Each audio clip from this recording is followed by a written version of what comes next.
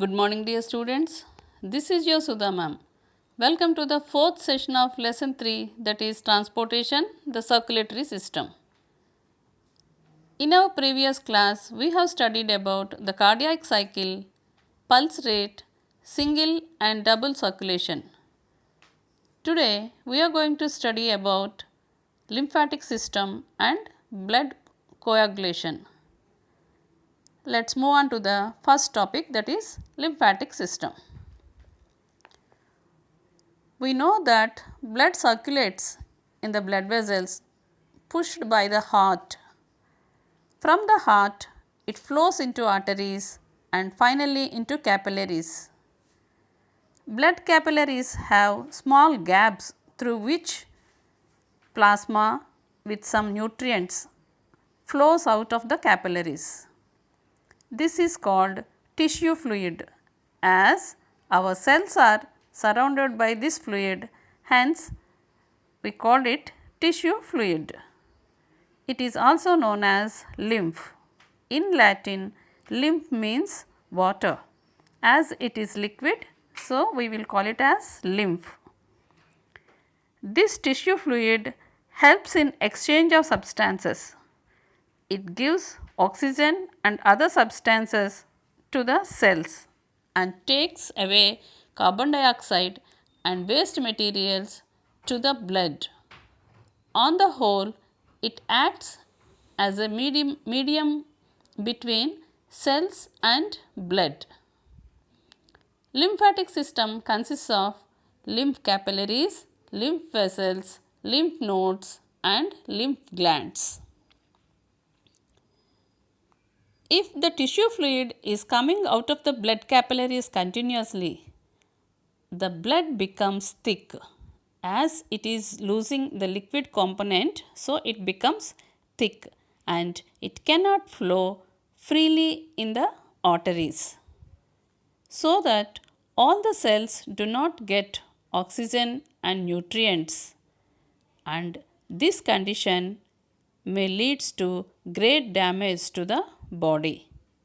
So, this tissue fluid should re-enter into our blood vessels. How? And to which blood vessels? To the arteries or to the veins? Generally, in arteries, blood flows with pressure. Due to this pressure, the tissue fluid is escaping out of the blood capillaries. So, it is not possible to re-enter through the arteries. Only through veins the tissue fluid or lymph can re-enter into the circulatory system. So, the tissue fluid, after exchange of substances, it forms into small capillaries called lymph capillaries, which in turn join together to form lymph vessels, and these lymph vessels are joined to the veins of the circulatory system.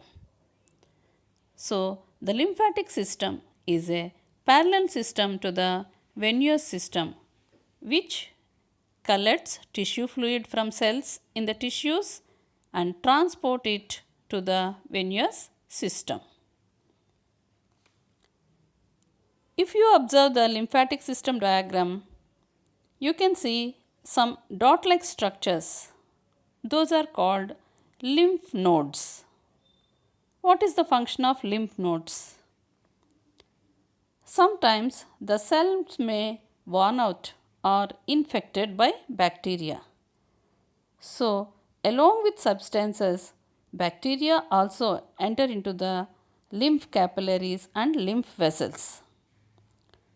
To kill this bacteria, WBC are accumulated in the lymph nodes. Like we have police checkposts in our cities, like that the lymph nodes are there in the body. If more bacteria are there, lymph nodes swollen much bigger with more accumulation of WBC. Already you know the function of WBC. They fight against the pathogens.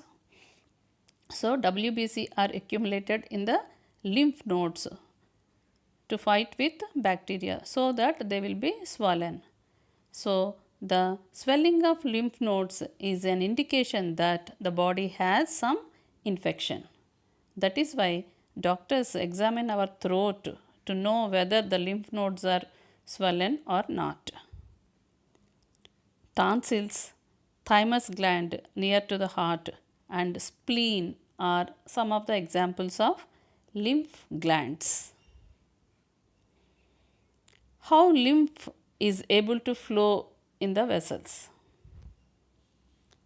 In our circulatory system, heart is responsible for the flow of blood. It acts like a pump.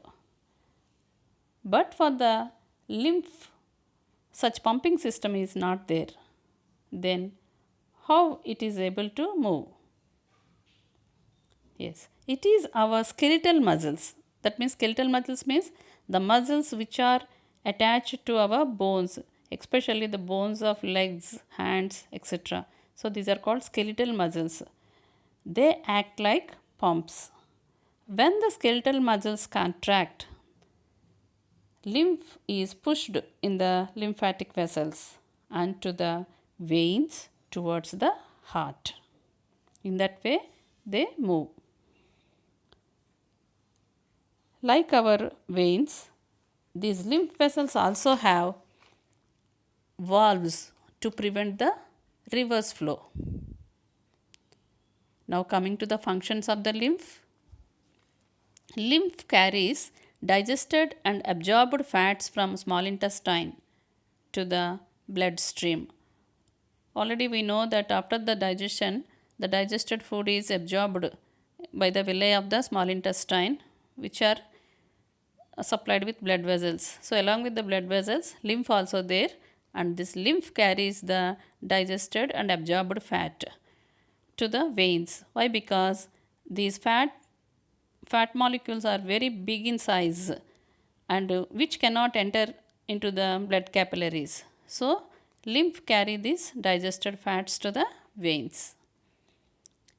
It helps in removing waste materials from the cells in the body to drain into the blood, and it protects cells in the tissues from infection. That is about the function of lymph. And now coming to the edema. What is edema? This is a condition of swollen feet. If we sit for a long time without any activity, especially during journeys, the blood is pooled in the veins of legs, which contributes the swelling of feet. Tissue fluid leaves the blood and move to the surrounding soft tissues. This condition is called edema. This is about lymphatic system. Now we are moving to the next topic, that is coagulation of blood, means clotting of blood. Coagulation of blood is very important property because it prevents the blood loss in case of severe injuries, and platelets are help in this process. It takes 3 to 6 minutes approximately to clot. When there is an injury, the cut is filled with the reddish solid material that is called clot. In case of any injury, if the blood does not clot, it continuously bleeds or oozes out, and it may leads to life threat to the person. How does clotting of blood takes place? When the blood flows out, the platelets release an enzyme called thrombokinase, which is an activator for prothrombin. The thrombokinase, this is a enzyme. The thrombokinase acts on another substance present in the blood called thrombin and convert into thrombin. So thrombrokinase convert prothrombin into thrombin. For this, calcium ions are very essential. Then thrombin changes soluble fibrinogen into insoluble fibrin. So thrombin changes fibrinogen. It is a soluble protein. It changes into insoluble threads, that is fibrin threads, which are insoluble, and these fibrin threads trap the red blood cells. They are attached to the edges of the wound and pull them together and forms the clot. In this way, blood clotting takes place.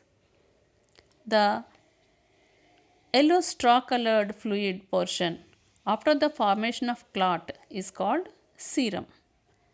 Serum does not play any role in clotting of blood. It may be defined as the blood plasma without fibrinogen.